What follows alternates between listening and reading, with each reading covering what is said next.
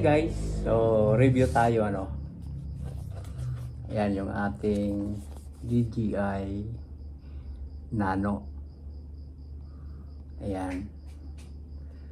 So actually, nabuksan ko na to.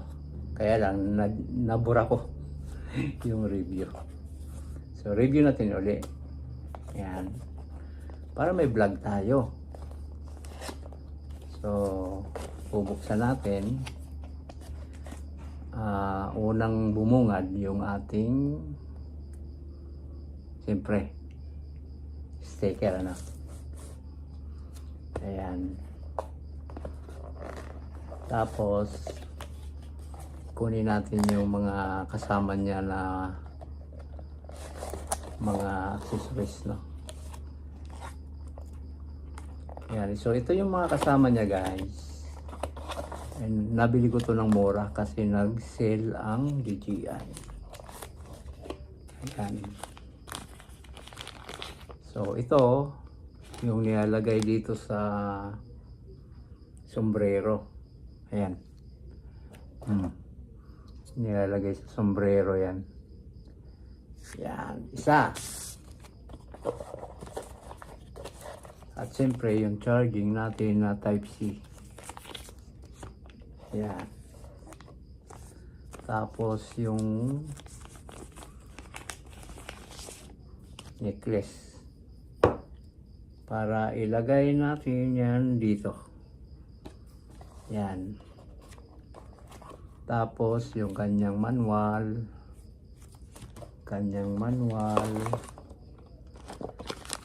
At ito.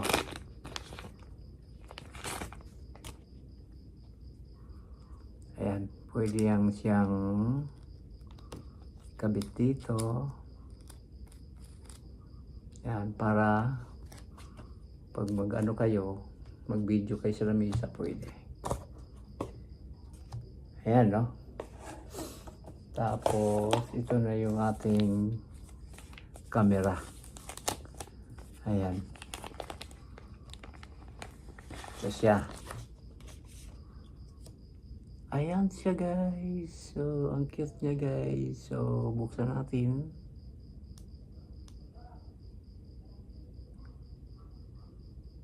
Ayan. So, ang ganda niya guys.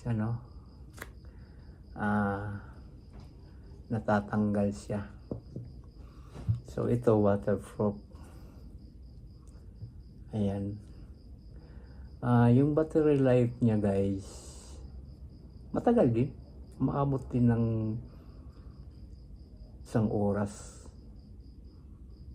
Pero putol-putol yung video ko. 1 oras.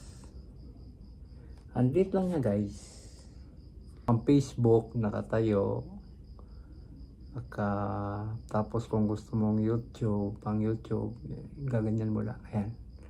Gaganyan na siya. Tapos, pwede mong ilapag lang yan sa dyan. Lagay mo rito. Pag naglalakad ka. Kung gusto mong mag-video. Ang ganda niya guys. Ngayon, kung gusto mo naman kung gusto mong i-start yung video, isang click lang. Ayan Asa na? Ayan. Ayan. Nag-open na rin dito guys. Nag-start na rin ang video rito. Tapos kung gusto mong patayin, isa lang din. Ayan, wala na. Na-stop na siya, Na-stop na. Dito naman guys, meron din siyang button dito. Yan. Pwede mo rin i-start yung video rito. Yan, isang pindot lang. Ayan, pwede mo siyang patayin nga pala dito. Tapos kung gusto mong buhayin,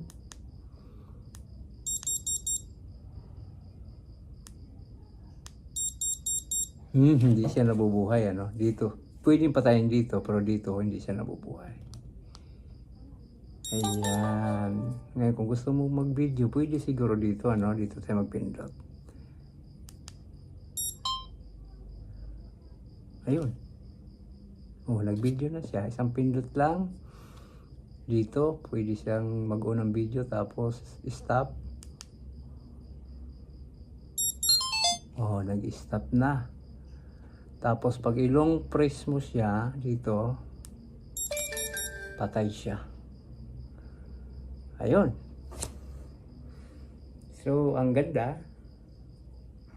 Ay, buhayin natin. Ang ganda guys. Oh. Maliit lang siya. Kaya pag naglakad ka sa mall, o kaya, yan, pwede ka na dito. Ngayon, tapos, pwede ka na rin pala dito mag-start ng video. Yan. Kahit itago mo na to guys, ilagay sa bulsa. Oo. Dito ka na mag-on off dito. Ayan. Tapos kung gusto mong patayin, long press lang. Ayun. Okay. Kaya,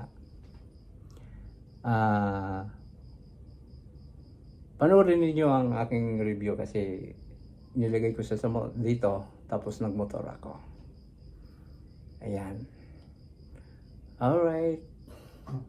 Na nakamotor ako.